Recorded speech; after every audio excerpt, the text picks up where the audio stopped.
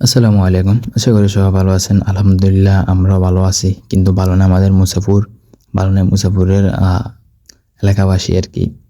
তো আসলে আমরা অনেক সময় অনেক ভিডিও দেখছি দিছি আরকি মুসাফির নিয়ে।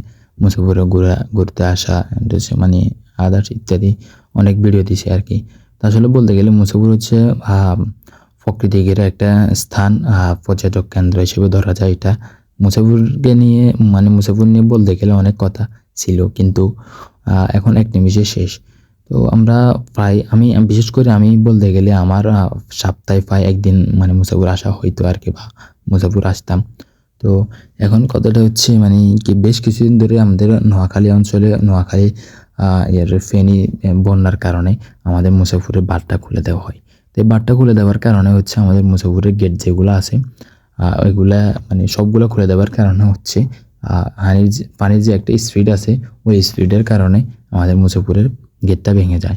গেটটা ভাঙার কারণে ধরুন আমাদের আশেপাশে মুসাফিরের এখন বর্তমানে যে দিকটা আমি দেখাইতেছি, এইদিকে মোটামুটি আগে যেমন এখনও এরকম আছে মোটামুটি, কিন্তু আর অপোজিট পাশে এটা হচ্ছে দক্ষিণ সাইড আর উত্তর সাইড যেটা আরকি।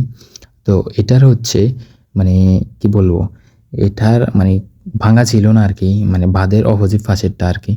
এখন বর্তমানে বলতে গেলে বাঁধের অপোজিট পাশে যে মানুষগুলো আছে এখন ওনাদের আর কোনো থাকার কোনো জায়গা নেই।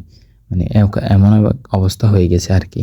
তো আর কি বলবো?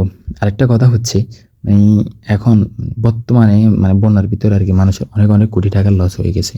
তো আসলে এগুলা লস হয়ে গেছে, তো আমরা তো আসলে কিছু করার নাই। আমরা খালি আল্লাহর কাছে একটু দোয়া করব যে আল্লাহ জানি সবাইকে হেফাজত করেন, সবাইকে ধৈর্য ধারণ করার তৌফিক দান করে জানি ওনারা আবার শুরু করতে পারে আরকি ওনাদের বিজনেস ব্যবসা এরকম আরকি। তো আসলাম আমরা ঘোরাঘুরি করার জন্য। তো এদিকে দেখতেছি ট্রলারে করে অনেক মাছ নিয়ে আসতেছে, প্রচুর মাছ। এই যে বস্তাগুলো যেগুলো দেখতেছেন এগুলোর ভিতরে মাছ। তো আসলে আ নদীতে থাকার কথা নদীর মাছগুলো, কিন্তু এখন হচ্ছে নদীতে সব ফজেটের মাছ। ধরেন যে মাছগুলো পদ্ধতিতে চাষ করা যায় আরকি, বা চাষ করে এই মাছগুলো। তো আর এই নদীর ভাঙার কারণে ধরেন হচ্ছে আমাদের মুসাফির এরিয়ার ভিতরে মানুষগুলা খুব আতঙ্কে আছে। যে যেভাবে ভাঙতেছে, বিশেষ করে রাস্তার দিক যেটা আরকি, রাস্তার সাইড যেটা বলে, এইদিকে বেশিরভাগ ভাঙতেছে আরকি। অনেক মানুষ, অনেক ফ্যামিলি এখান থেকে উঠে চলে হইতেছে।